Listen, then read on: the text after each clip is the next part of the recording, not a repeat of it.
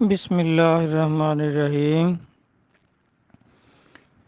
آج کا سوال یہ ہے کہ احمد رضا خان صاحب جو ہیں کیا یہ قرآن و حدیث کا انکار کرتے ہیں؟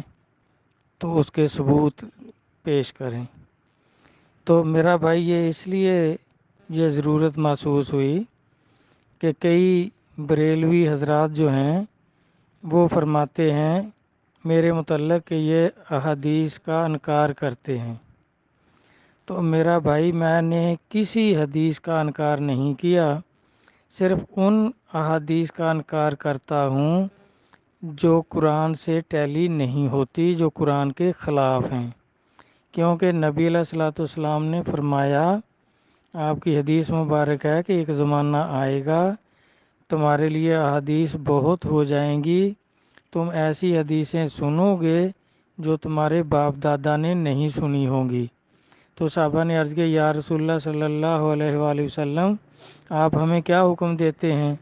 تو آپ نے فرمایا ان کو قرآن پر پیش کرنا، اگر قرآن کے مطابق ہوں تو تسلیم کر لینا، ورنہ چھوڑ دینا، وہ میرا کلام نہیں ہے۔ تو ایسی حدیثیں جو قرآن کے خلاف ہیں ان کو ہم نہیں مانتے، وہ من گھڑت ہیں۔ اور اب یہ جو احمد رضا خان صاحب ہیں تو ان کی کتاب ہے حرمت سجدہ تعظیم۔ تو اب دیکھنا ہے کہ اس میں جو کچھ انہوں نے ارشاد فرمایا ہے کیا قرآن و حدیث کے مطابق ہے یا قرآن و حدیث کے خلاف ہے۔ اس کتاب میں یہ 72 صفحے پر حرمت سجدہ تعظیم، اس کے 72 صفحے پر یہ فرماتے ہیں کہ حدیث قرآنی آیت کو منسوخ کر سکتی ہے، اور کوئی اس کے بارے میں حدیث نہیں بیان کی کہ سرکار نے فرمایا ہے کہ میرا کلام اللہ کے کلام کو منسوخ کر سکتا ہے، یا کوئی آیت نہیں پیش کی کہ اللہ نے فرمایا ہے کہ میرے نبی کا کلام میرے کلام کو منسوخ کر سکتا ہے۔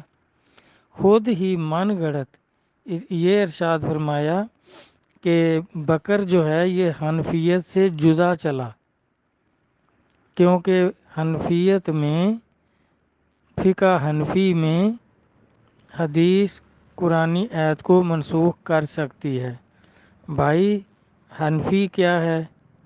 قرآن و حدیث سے افضل کوئی چیز نہیں ہے، اور خاص کر قرآن سے افضل تو بالکل کوئی چیز نہیں ہے۔ اگر حدیث بھی قرآن کی آیت کے خلاف ہوگی تو اس کو چھوڑنے کا حکم ہے، نہ کہ قرآن کو چھوڑنے کا حکم ہو کہیں بھی، کیونکہ اس کے بارے میں اب دیکھیں یہ فرما رہے ہیں کہ حدیث قرآنی آیت کو منسوخ کر سکتی ہے۔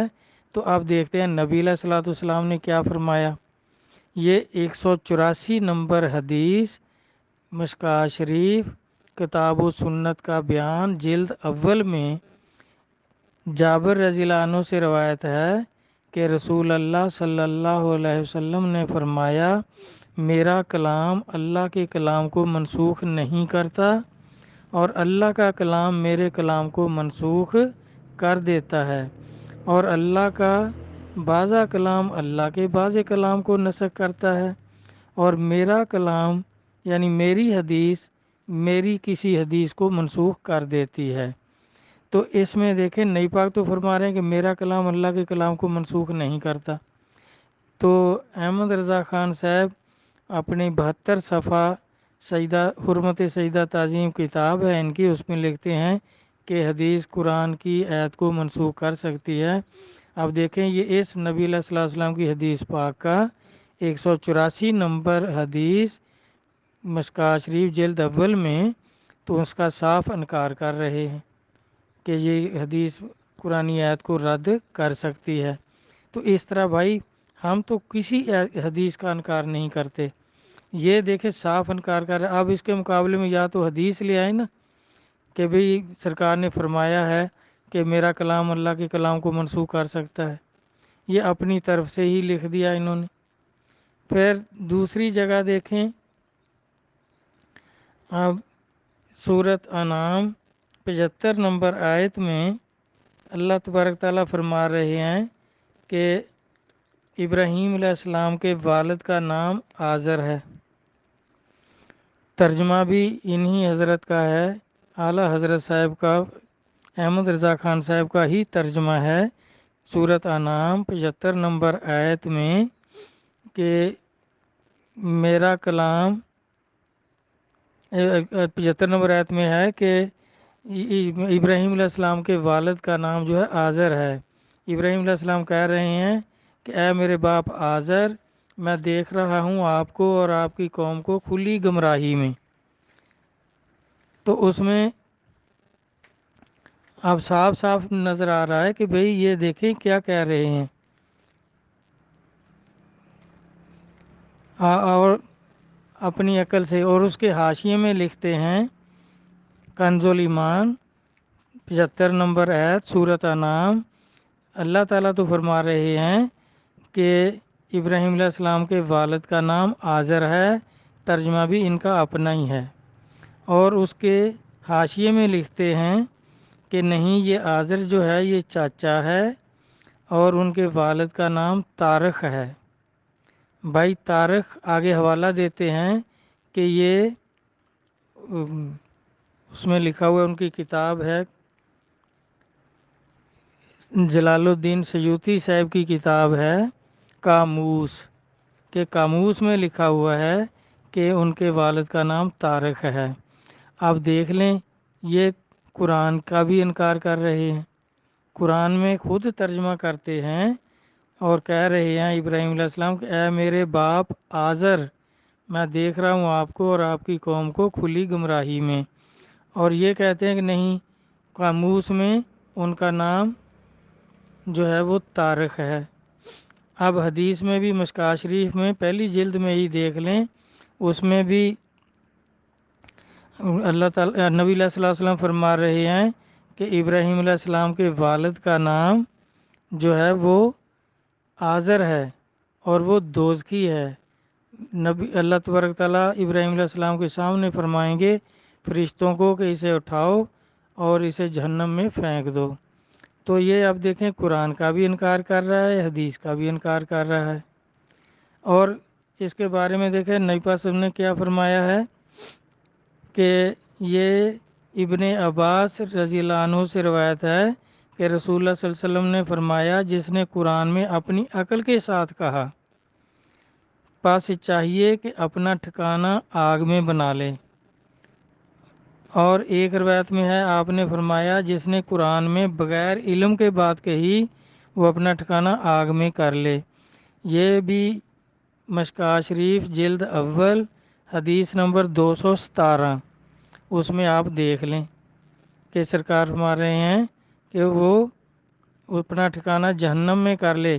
اب یہ قرآن پاک تو کہہ رہا ہے کہ ان کے والد کا نام آزر ہے، اور یہ اپنی عقل سے کہہ رہے ہیں، قاموس کا حوالہ دے رہے ہیں کہ قاموس جو ہے وہ قرآن سے معتبر ہے، افضل ہے، سب سے معتبر اور افضل کتاب قرآن پاک ہے، اور اس طرح یہ اپنی عقل سے اب اس کے ترجمہ جو کر رہے ہیں قاموس کے حوالے سے، قرآن کو جھٹلا رہے ہیں، قرآن کا انکار کر رہے ہیں۔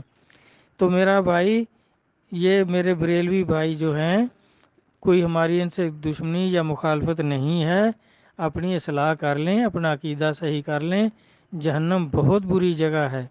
اب احمد رضا صاحب تو وصال کر گئے، فوت ہو گئے، اب ان کو تو نہیں کہہ سکتے کہ اپنی کتابیں صحیح کریں۔ اس وقت بھی ان کو لوگوں نے کہا تو ہوگا کہ آپ قرآن کے خلاف یہ کیا لکھ رہے ہیں، لیکن وہ نہ مانے ہوں گے۔ تو اس لیے اب بھائی آپ دوزکی نہ بنیں، اپنی کتابوں کو صحیح کر لیں، یہ قرآن کے خلاف ہیں۔ اب دوسری جگہ دیکھیں، پھر قرآن کا تیسری جگہ قرآن کا کھلم کھلا انکار کر رہے ہیں احمد رضا صاحب۔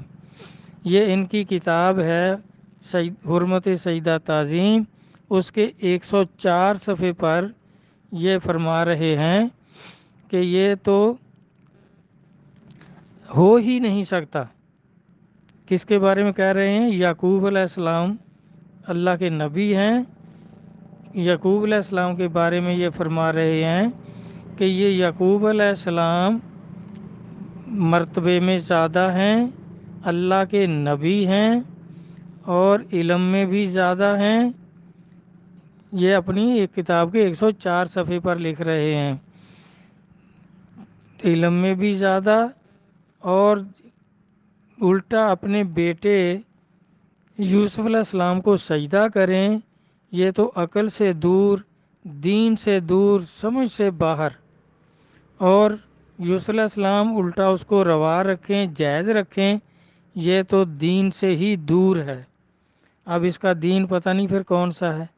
اب دیکھ لیں، یہ کہہ رہا ہے کہ یہ تو علم سے، عقل سے بالکل دور، کیونکہ وہ نبی ہیں، باپ ہیں، عمر میں زیادہ، علم میں زیادہ، تو یہ ہو ہی نہیں سکتا کہ وہ اپنے بیٹے کو سجدہ کریں اور یوسف علیہ السلام بھی اس کو جائز سمجھیں۔ اب یہ فرما رہے ہیں اپنی کتاب کے 104 صفحے پر، حرمت سجدہ تعظیم کے 104 صفحے پر۔ اب قرآن کیا کہتا ہے؟ سورۃ یوسف کھول لیں اور 100 نمبر آیت غور سے پڑھ لیں، انہی کا ترجمہ، احمد رضا خان صاحب کا ہی ترجمہ، کنز الایمان، اس میں لکھا ہوا ہے کہ یوسف علیہ السلام نے اپنے 11 بھائی، باپ اور والدہ صاحبہ، ان کو تخت پر بٹھایا اور پھر خود تخت پر چڑھے، تو یہ سارے جو تھے وہ سجدے میں گر گئے، سجدے میں گر گئے۔ تو یوسف علیہ السلام نے آگے سے یہ فرمایا کہ اے میرے باپ، یہ میرے اس خواب کی تعبیر ہے جو میں نے بچپن میں دیکھا تھا۔ اب اس کی تشریح بھی یہ سارے کرتے ہیں کہ وہ خواب کیا تھا۔